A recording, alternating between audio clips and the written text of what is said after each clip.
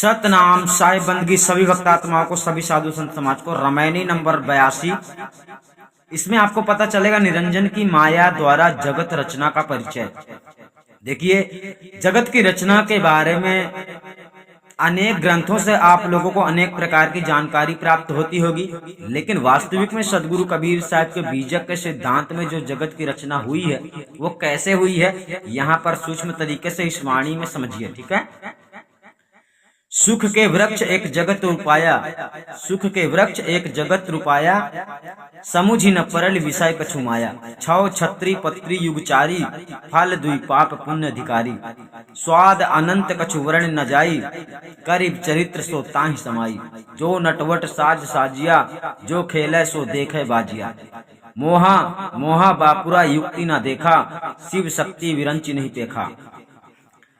साखी इसकी साखी है, पर्दे पर्दे चली गई समुझी परी नहीं बानी। जो जाने सो बाँचे, नहीं तो होत सकल की हानि।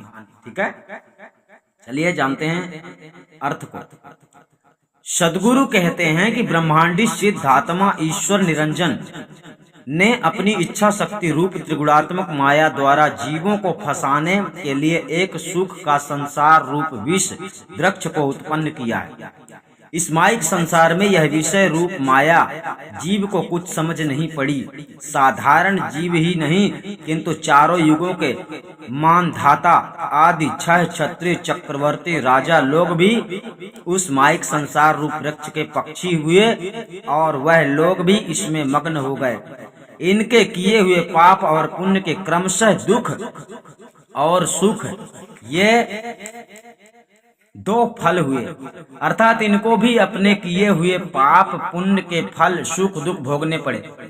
उन फलों को भोगने के लिए ये लोग अधिकारी भोगता हुए, यद्यपि इस संसार वृक्ष पर बैठे हुए सभी जीव रूप पक्षी अपने किए हुए पाप पुण्य के फल सुख दुख भोगते हैं, राजा लोग विशेष भोगते हैं, इसलिए उन्हीं का नाम लिया है। जो जिज्ञासु जन इस संसार रूप विषयों से विरक्त होते हैं वही आत्म कल्याण प्राप्त कर सकते हैं। प्रथम कहे हुए उन पाप पुण्य के सुख दुख रूपी फल का स्वाद अनंत है, जिनका कुछ वर्णन नहीं किया जा सकता है। उस निरंजन की माया शक्ति अनेक प्रकार के चरित्र करके उसी संसार में व्याप्त होकर रहती है। उसकी वह माया शक्ति बड़ी निपुण नट की तरह साज सजावट को अर्थात अनेक प्रकार के दृश्यों की साधन सामग्री को सजाया करती है, अर्थात सदैव प्रस्तुत किया करती है। इस नटनी माया के खेल में जो जीव खेलता है वह माया नटनी के साथ नाचता रहता है। वह इसकी बाजी को देखता है, अर्थात माया के खेल में अनुकूल प्रतिकूल पदार्थों को देखकर प्रसन्न और अप्रसन्न होता रहता है।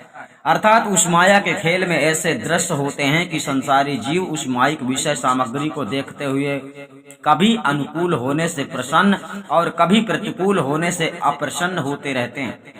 तथापि उन खेलों में ऐसी मोहकता है कि बरबस उस दृश्यों के देखने तथा फल भोगने से विरक्त कभी नहीं होते हैं। माया मोह में मोहित हुआ विचारा जीव उस माया की मोह मूलक युक्ति को अर्थात उस माया के मनोहर रूप को नहीं देख सकता और इससे बचने का उपाय नहीं सूझा, अर्थात सब लोग उसके चकाचौंध में पड़ गए। साधारण संसारी जीवों की तो बात ही क्या, ब्रह्मा शक्ति और शिव जी आदि अधिकारी पुरुष भी नहीं देख सके, अर्थात वे भी निरंजन की माया लीला का रहस्य ना जानकर उससे मोहित हो गए। वेदोक्त यज्ञादि कर्म प्रतिपादक वाणी उपदेशक गुरुआ लोगों के द्वारा मानव समाज में एक पर्दे से दूसरे पर्दे के भीतर अर्थात एक मनुष्य से दूसरे मनुष्य के भीतर चलती गई, अर्थात एक घट से दूसरे घट में प्रवेश करती गई, किंतु वह वेदोक्त यज्ञादि कर्म प्रतिपादक वाणी किसी को समझ में नहीं पड़ी कि यह यज्ञादि कर्म तथा योगादि साधन प्रतिपादक वेदवाणी जन्म मरण प्रद बंधन कारक है। इनसे इस लोक तथा स्वर्गादि लोकों के शारीरिक माइक सुखों की प्राप्ति होती है और उनको भोग कर फिर जन्म मरणादि भाव चक्र में पड़कर महान दुख भोगना पड़ता है। अतः इनसे परमात्मा की प्राप्ति नहीं होती है और जब तक परमात्मा की प्राप्ति नहीं होती तब तक मुक्ति अर्थात आवागमन रूप जन्म मरणादि बंधन से नहीं छूट सकता है।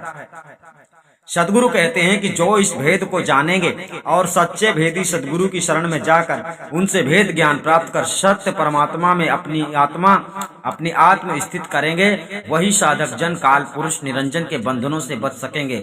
नहीं तो और सबकी हानि तो होती ही रहेगी, अर्थात जन्म मरण महान दुख सदैव भोगते ही रहेंगे। इसलिए सच्चे जिज्ञासुओं को चाहिए कि भेदी सदगुरु की शरण में जाकर अपने आत्म कल्याण का साधन करना चाहिए।